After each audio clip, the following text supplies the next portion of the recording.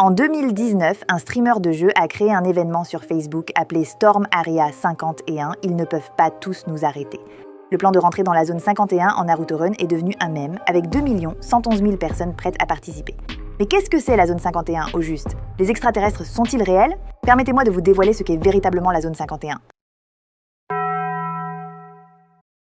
Depuis toujours, la mystérieuse zone 51 fascine et apparaît souvent en tête des sujets populaires. La zone 51 est une base militaire de l'armée de l'air américaine située dans le Nevada, utilisée pour développer, tester et entraîner de nouveaux types d'aéronefs et d'autres installations hautement confidentielles. La zone 51 est considérée comme le lieu le plus mystérieux et le plus susceptible de cacher des extraterrestres dans le monde, également reconnue comme l'une des 10 zones interdites. À part les forces armées américaines, personne ne peut accéder à cette zone qui est interdite depuis au moins 50 ans. Ce n'est qu'après le passage de la loi sur la liberté d'information et la déclassification de certains documents que la CIA a officiellement reconnu l'existence de la zone 51 le 25 juin 2013.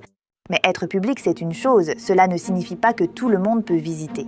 Les forces armées américaines classent la zone 51 dans les zones d'opération militaire. Cette zone comporte des marquages stricts ainsi que des capteurs de mouvement enfouis dans le sol, des caméras, des gardes de patrouille, etc. Bien sûr, des panneaux d'avertissement signalent l'usage de forces mortelles autorisées. L'accès à la zone 51 est interdit à tous. Y compris tous les avions et engins volants sont interdits si vous entrez sans autorisation. Vous serez puni et même votre vie pourrait être en jeu, alors faites gaffe. En juin 2019, un streamer de jeu nommé Matty Roberts a créé un événement sur Facebook intitulé « Raidons la zone 51, ils ne peuvent pas tous nous arrêter ». Cet événement devenu viral sur Internet prévoit une incursion dans la zone 51 le 20 septembre 2019. Il a écrit sur la page de l'événement que si nous courons tous comme Naruto, nous pouvons être plus rapides que leurs balles. Allons voir les extraterrestres ensemble. Oui, le Naruto Run est bien sûr celle qu'on connaît avec les 2 bras en arrière. Plus tard, cette activité de Naruto Run dans la zone 51 est devenue un mème, se répandant d'abord sur TikTok puis graduellement sur Reddit et Instagram. Au 18 juillet, 1 600 000 personnes ont coché « Je participe à cet événement ». 1 200 000 personnes ont exprimé leur intérêt. Le 17 septembre, le nombre de participants a explosé, atteignant 2 111 000 personnes. Avant l'événement, l'armée de l'air américaine a déclaré au Washington Post qu'elle était prête à protéger les États-Unis et faire le nécessaire s'il faut. Le porte-parole militaire a déclaré que le champ de test et d'entraînement du Nevada permet à l'armée de tester et de développer des tactiques d'exercice utiles pour soutenir les intérêts nationaux des États-Unis. Donc, nous empêcherons quiconque de tenter d'entrer dans cette zone. Le jour de l'événement, certains passionnés d'OVNI se sont vraiment rendus dans la région désertique du Nevada. Mais en réalité, il n'y avait que plus de 2300 personnes et seulement 150 ont vraiment atteint les portes de la zone 51. Nous espérons que vous apprenez beaucoup grâce à cette vidéo. Et en parlant d'apprentissage, cette vidéo est sponsorisée par Amazing Talker, notre plateforme d'apprentissage en ligne. Vous pouvez y trouver un prof particulier pour presque tout, comme l'anglais et bien sûr d'autres langues. Si cela vous intéresse, cliquez sur le lien dans le commentaire ci-dessous pour obtenir $10 ou environ 9 € dans l'inscription. Maintenant, retour à la vidéo. Alors, qu'est-ce qui se passe réellement dans la zone 51? Je vais vous dévoiler quelques projets renommés provenant de cette zone énigmatique. Le 1er mai 1960, un avion de reconnaissance U-2 de la CIA a été abattu par un missile SA-2 dans l'espace aérien soviétique. Le président Eisenhower des États-Unis a donc mis fin au vol U-2 suite à cette nouvelle. En même temps, il a également exercé des pressions sur la CIA et l'entreprise de Lockheed Martin pour qu'elles produisent l'avion qu'ils avaient promis être indétectable par les radars soviétiques. Alors, la CIA et la société Lockheed Martin ont commencé un nouveau projet, le programme Oxcart. L'objectif de ce projet est de développer un avion capable d'atteindre 3 fois la vitesse du son, invisible au radar et que les missiles ne peuvent pas atteindre. C'est ainsi que le SR-71 Blackbird, un avion de reconnaissance bien connu, est né. Le SR-71 Blackbird, un avion espion, a été conçu par la légendaire figure de l'industrie militaire américaine, Kelly Johnson, à la tête de Skunk Works. L'usine a également conçu des avions militaires célèbres comme le U-2 et le P-38 Lightning. À l'origine, le gouvernement américain ne prévoyait pas de rendre public le SR-71.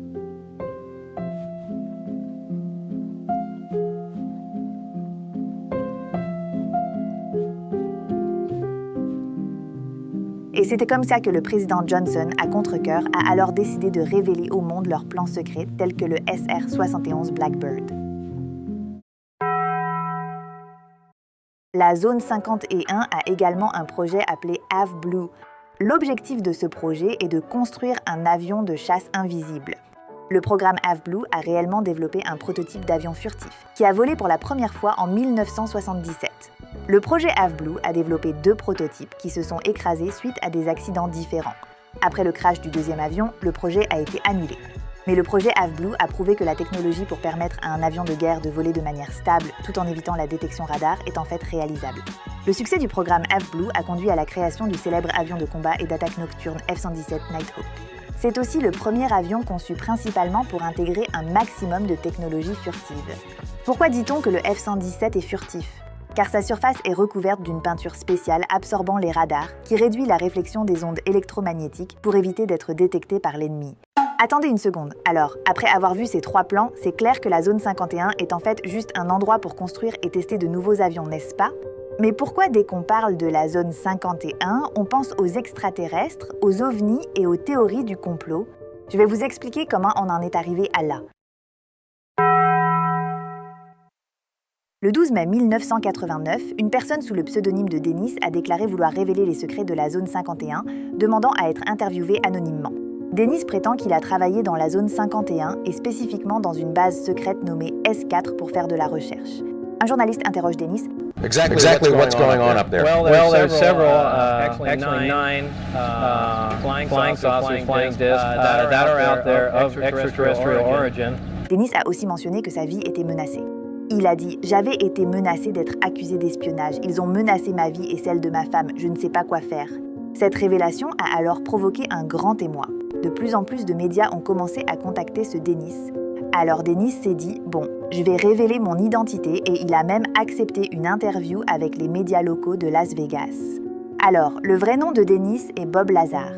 Il a dit qu'il avait travaillé à la base S4 en tant que physicien entre 1988 et 1989. Selon lui, la base S4 est située au sud-ouest de la zone 51, près du Groom Lake. Il a révélé que S4 est une installation militaire très secrète, donc l'accès à S4 est également très confidentiel.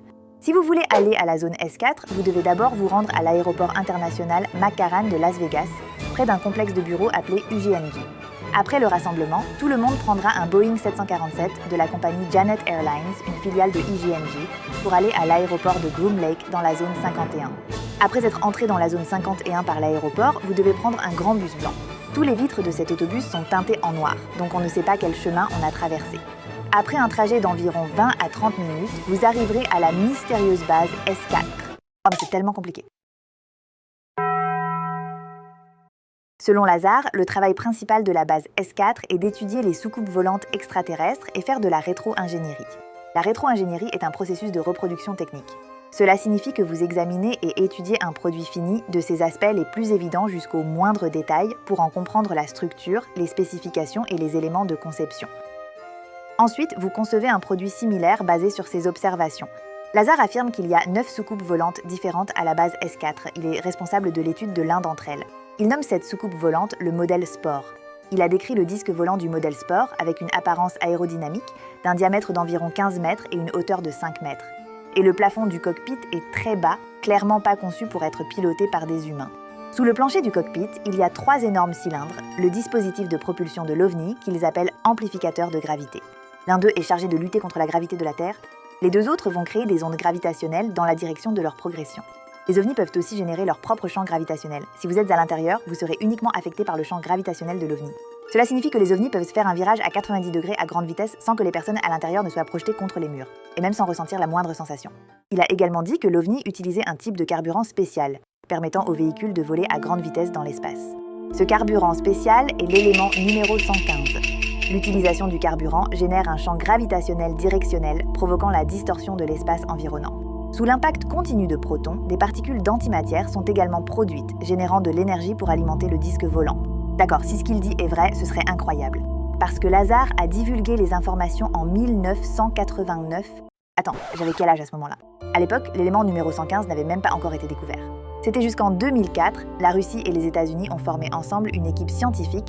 Ils ont annoncé avoir synthétisé l'élément 115, produisant 4 atomes de l'élément qu'ils ont nommé moscovium. Jusqu'à récemment, l'élément 115 synthétisé par l'homme avait une demi-vie très courte, seulement 0,65 secondes.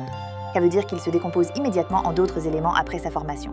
Mais selon ce que Lazar a révélé il y a plus de 30 ans, le carburant de l'OVNI utilise l'élément 115, très stable, et il y a environ 2 kg de carburant dans un OVNI. Si ce qu'il dit est vrai, alors cela signifie que la technologie extraterrestre existe vraiment. Et ils sont des centaines de fois plus avancés que nous, les humains. Les révélations de Lazar n'ont jamais été confirmées. Il est également une figure controversée.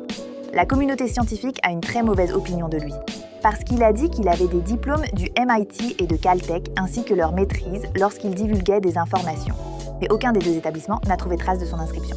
Et de plus, il est généralement considéré comme un technicien de bas niveau de la zone 51, pas du tout le responsable de la recherche sur les ovnis. Il a également été impliqué dans l'aide à la gestion d'une maison close. En 1990, il a été condamné à 150 heures d'ordre de service communautaire. Certaines personnes pensent qu'il invente des histoires, mais d'autres croient profondément en ses paroles. En 2018, un documentaire sur Lazar a également été publié. Depuis 30 ans, son discours est constant, insistant sur le fait que la base S4, les ovnis et la technologie extraterrestre existent bien. I only witnessed one test flight up close, officially. De nombreuses autres personnes prétendant avoir travaillé dans la zone 51 sont venues divulguer des infos.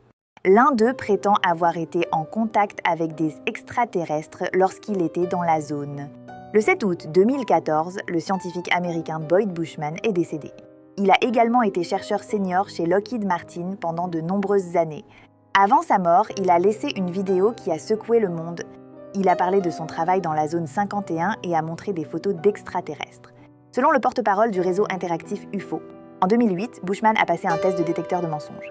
Il a dit qu'il a participé à des travaux sur l'antigravité dans la zone 51, étudié la technologie extraterrestre, examiné des soucoupes volantes extraterrestres et même rencontré des formes de vie extraterrestres. The eyes are different, nose are different, but they do have 5 fingers, 5 toes, 2 eyes. Il a dit qu'il connaît effectivement Lazar. Oui, c'est bien le lanceur d'alerte mentionné précédemment. Dans la vidéo, il montre les photos d'ovnis qu'il a reçues et dit qu'une photo floue de lumière est à quoi ressemble un ovni au démarrage. Bushman a dit « J'ai demandé qu'ils me disent qui pilote ces engins ». Et ils ont dit « D'accord ». Ensuite, il a montré une série de photos d'extraterrestres. L'extraterrestre sur la photo ressemble à ce que les gens imaginent. Une grosse tête, de grands yeux, des doigts environ 30% plus longs que ceux des humains, des pieds semblables à des palmes et 3 colonnes vertébrales. 他说啊 they are approximately 4.5 to 5 feet tall. 102 of them that were around 230 years old.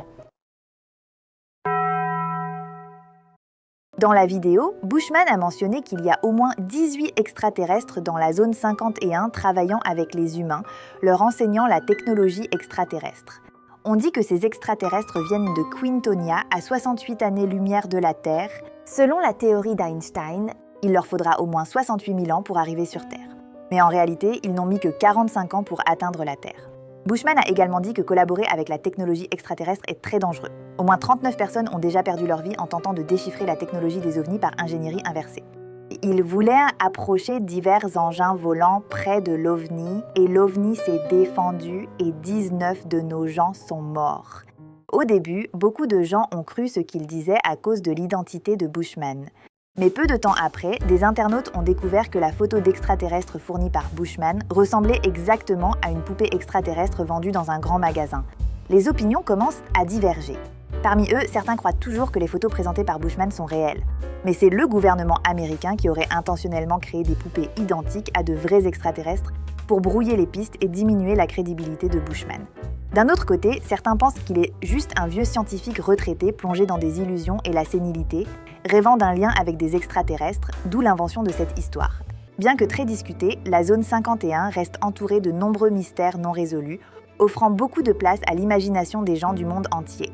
Vous pensez qu'il y a vraiment des ovnis et des extraterrestres dans la zone 51 ?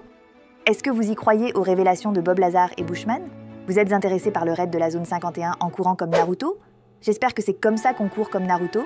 Si vous êtes curieux de cette activité, n'hésitez pas à laisser un commentaire pour en discuter. N'oubliez pas de liker, vous abonner, partager et d'activer la cloche. Comme ça, vous ne manquerez aucun contenu intéressant et amusant. À la prochaine. Quoi? Naruto Run? Mais c'est quoi ce Naruto Run Ah, je ne connais rien de Naruto, je suis trop vieille ou quoi?